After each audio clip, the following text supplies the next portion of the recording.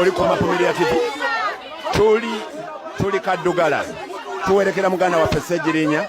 Embeera eriwo nti ekifo president mwagenda wali ate bateekamu ebyobufuzi, so abaana bagamba nedda abantu muve wano muve ku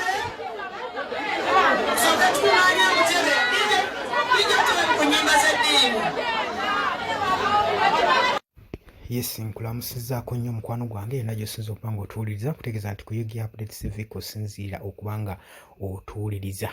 Ebintu nno bikaaye eri e Kaddugala ewali olumbe lw'omugenzi Honorable Muhammad Ssegirinya. Ate olowooza Oweekitiibwa Mathias Mpuuga tebamugobezza ttulaka y'amazzi ku lumbe. Abantu bakoowu, abantu bakaaye, abantu tebasalikako musale. Ki ekireeseewo embeera eno? Kigambibwa mbu abantu balina endowooza nti Mathias Mpuuga y'omu ku baakulira olukwe lw'okubanga basaanyaawo obulamu bwa Muhammad Ssegirinya era bibali ku mutima.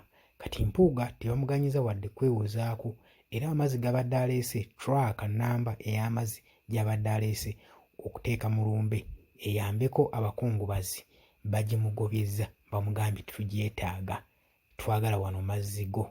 Jjukira nti nno Mpuuga bye bimu ku bitundu ebyo gy'asibuka gy'akulya. Wandirowoozezza nti nno alinayo obuganzi bw'amaanyi newankubadde mu masekkati g'obuvuyo gaalimu n'ekibiina kya National Unity Platform ssaako n'eggwanga Uganda, at least ekitundu kyeyo naddala mu constituency ze z'atwala bandibadde ogamba nti waliko yadde naye tebaagadde wadde kumunyigira ku liiso, bagambye ffe tetugenda kusiiga kazigo, tulina okuba nga twogera amazima go mukwano gwange aleeyampuliriza. Era wenjogerera Mathias Mpuuga asobeddwa ewaka ne mu kibira. Sofa byebyo bye twakakuŋŋaanyaawo, wabula nkutegeeza nti nno gwe ayagala otweyungako osigale ng'oli updated, kirira wansi awo waliwo ekigambo subscribe, kikooneko ojja kuba nga osobola bulungi nnyo otweyungako obeere ng'otufollowinga buli kye tukola. Towerabirako na mukadde kuba nagamba dda nti kano kakuyambako okuleetera notification message okuba nga oli alert ku information yonna egenda okuba nga ejjayo.